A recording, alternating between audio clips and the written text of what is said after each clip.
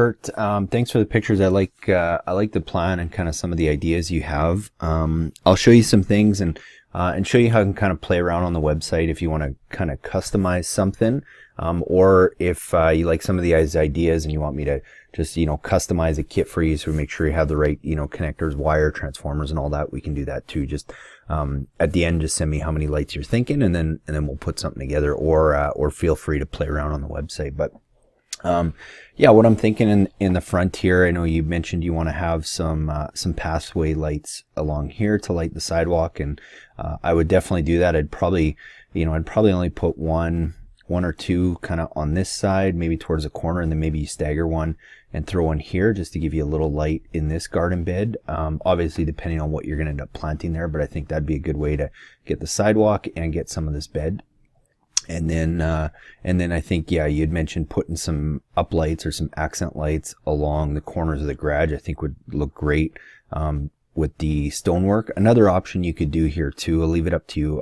The path lights would be good to light the walkway. Another option would be if you actually used some wash lights here and actually washed up the side of the rock and the side of the house here, and it would give you lots of extra light that would kind of splash back down on the pathway. And then maybe you still do a path light here, but it would be a neat way to do it that most people don't think of.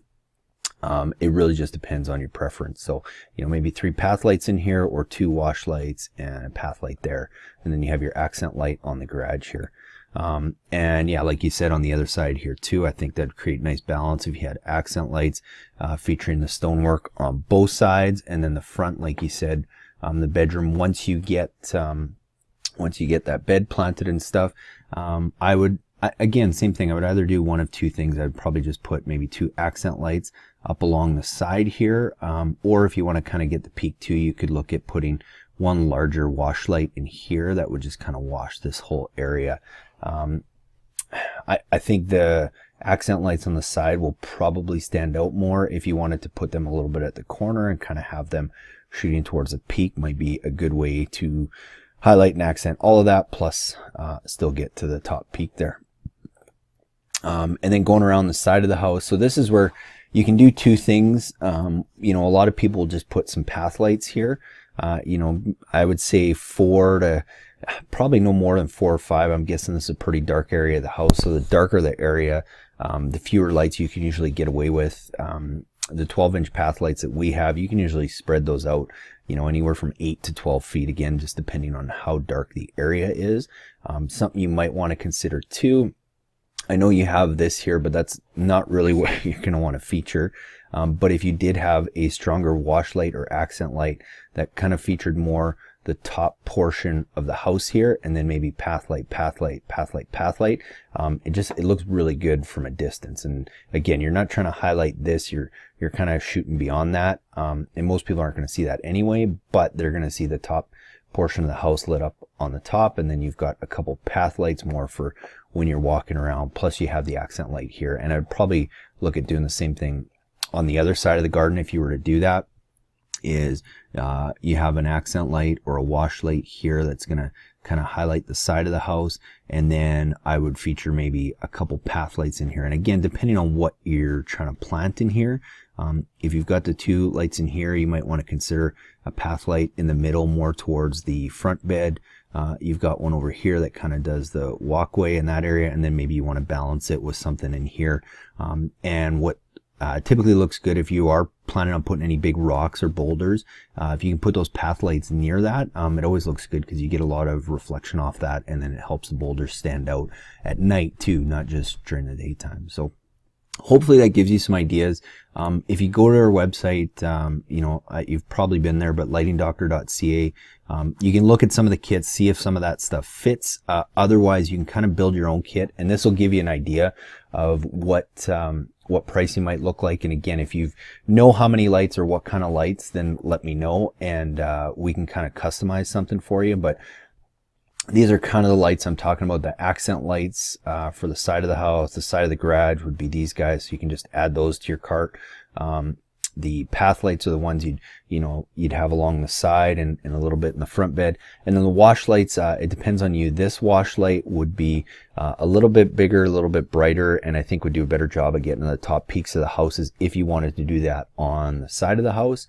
The other option would be our on page 2 here, we have a brass LED wash light that's not quite as bright. That would do a good job. This is the one I would use along the side of the pathway there on the side of the garage if you chose to do that. This is the one I would use there because it's not quite as bright.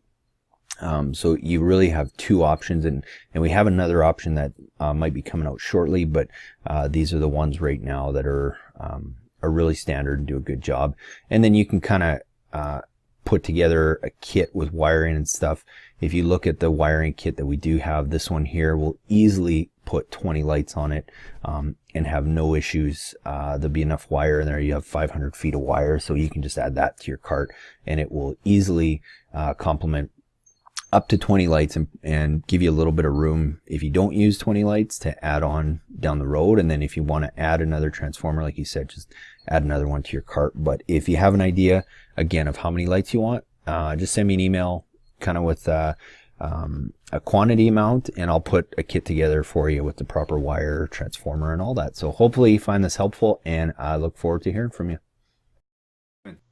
Thanks again for watching, guys, as we show you how to easily install low voltage landscape lighting. So there's various different lights you can look at. The most popular is easily the uplight, accent light, or bullet light, often used to highlight different trees and features in your yard. Another very popular light is a wash light, often used to highlight the fronts of homes and beautiful stonework.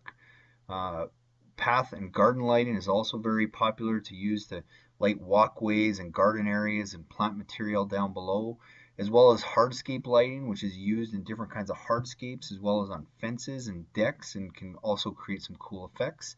And a great way to see what looks good is just to take a flashlight or any kind of light around at night, shine it on a few of those features, and really see what looks good and where you're going to position those lights. I strongly recommend looking at LED energy efficient bulbs for all of your landscape lighting. It saves on power and it lasts a long time.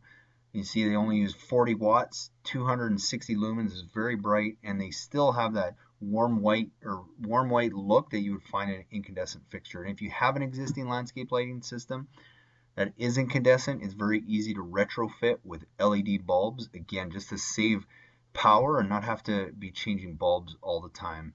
What we often recommend is go and find really good quality outdoor rated LED bulbs, and then go find really good incandescent fixtures and just marry the two together and retrofit your incandescent fixtures with really good quality LED bulbs, and it'll help bring the cost down rather than going and buying a fully integrated LED fixture, which looks good and lasts a long time, but they do cost a lot more than doing this and just finding a really good fixture and retrofitting it with a really good bulb.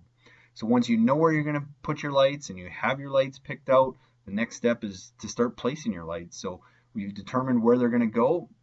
Start by digging just a small hole and just preliminarily placing your lights. I recommend using a rubber mallet so that you can really pound those ground stakes in and give them some good stability. Screw your light in afterwards so you can really get it in there. Make sure everything's level.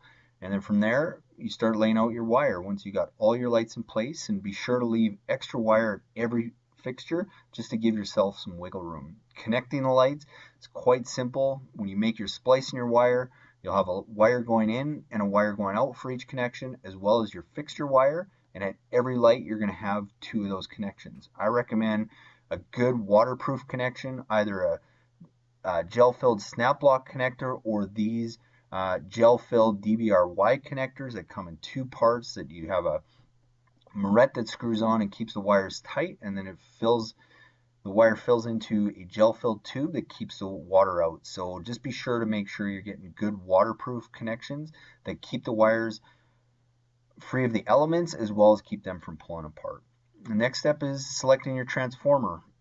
Very easy to do. If you look on any bulb that you purchase, it should give you the wattage, but if you have a 4.5 watt bulb and you have 10 of those, that's going to give you 45 watts, which means you want to select a transformer that's just slightly bigger than that. And I recommend trying to find a transformer that has a photocell as well as a timer built into it for easy use. Very easy to wire in your transformer. Depending on the transformer you have, it's generally going to have a common tap and a 12-volt tap. You just put one wire into each tap, screw them down tight, mount your transformer close to your GFCI receptacle so that you can get power, plug it in, turn it on, and go and make sure all your lights work before you start burying any wire. So once you've checked all your lights and everything works, you can start burying them. One thing I would recommend is looking at the Weon outdoor Wi-Fi switch. Is a great tool if you want to make your landscape lighting system totally smart and Wi-Fi operated.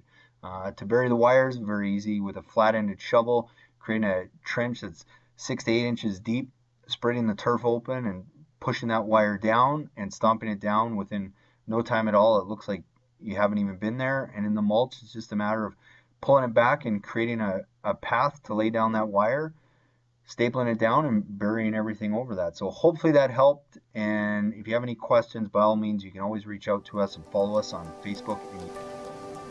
Hey guys, thanks so much for watching that video. I hope you guys got some great ideas for your own do-it-yourself landscape lighting projects. If you want your own free consultation video, like I said before, email me your pictures at cal@lightingdoctor.ca or go and visit us at lightingdoctor.ca, and be sure to check out our Try It Before You Buy It light, again, where you get one premium grade fixture and a King Innovation Instalight battery operated demo kit that you can go and test those lights out on your property before you make any big purchases.